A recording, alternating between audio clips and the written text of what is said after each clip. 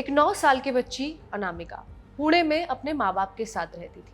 अनामिका का एक बड़ा भाई भी था और अनामिका 3rd क्लास में पढ़ती थी और उसका भाई 4थी क्लास में। 2 मई को दोनों के स्कूल का रिजल्ट आया। बड़ा भाई क्लास में फर्स्ट आया जबकि अनामिका 2nd पोजीशन पर आई। अनामिका के 2nd आने पर उसका भाई उसे चिढ़ाने लगा, ताने मारने लगा कि तुम 2nd आई हो और मैं फर्स्ट आया। अनामिका को गुस्सा आया।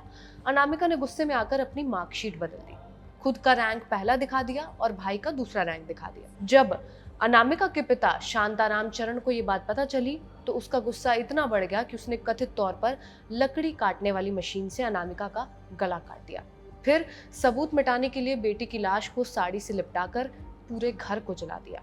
सिर्फ मार्कशीट में एक छोटे से चेंज ने अनामिका की जांच ले ली। घटना 3 मई को दौंड तालुका के देउल गांव राजे गांव में हुई है। पुलिस ने लड़की के पिता शांताराम दुर्योधन चवन और उसकी सौतेली मां चिंकी भोसले को इस मामले में गिरफ्तार कर लिया है। दोनों पर हत्या, सबूत मिटाने और आपराधिक साजिश के मामले में धारा 103, 238 और 3(5) के तहत केस दर्ज किया गया है।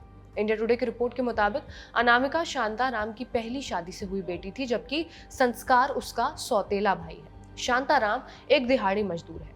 घटना से कुछ दिन पहले ही स्कूल के रिजल्ट आए थे और संस्कार जो था वो पहले नंबर पर आया और अनामिका दूसरे नंबर पर।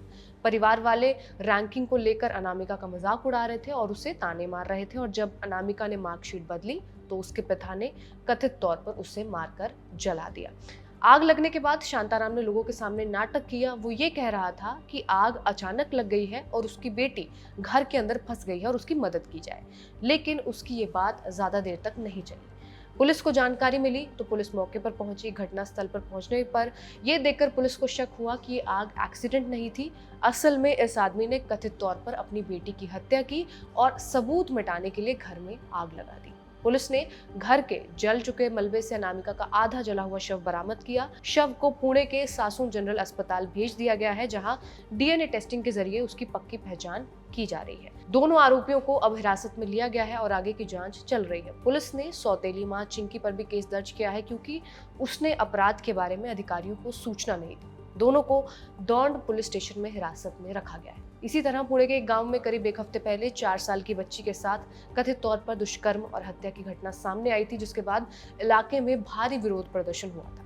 इससे पहले फरवरी 2026 में पुणे शहर में ही एक 13 साल की लड़की के साथ अपहरण और यौन उत्पीड़न का मामला सामने आया था। लगातार सामने आ रही इन घटनाओं ने पुणे में बच्चों की सुरक्षा को लेकर लोगों की चिंता को और ज्यादा बढ़ा दिया है। लोग अब सख्त कानून लागू करने और जिम्मेदारी तय करने और बच्चों की सुरक्षा के लिए मजबूत और तुरंत कदम उठाने की मांग कर रहे हैं ताकि ऐसी घटनाओं को रोका जा सके। आगे इस मामले में जो भी अपडेट होगा वो हम आपको वीडियोस के जरिए पहुंचाते रहेंगे। इस वीडियो को रिकॉर्ड किया हमारे साथी सर्वेश ने।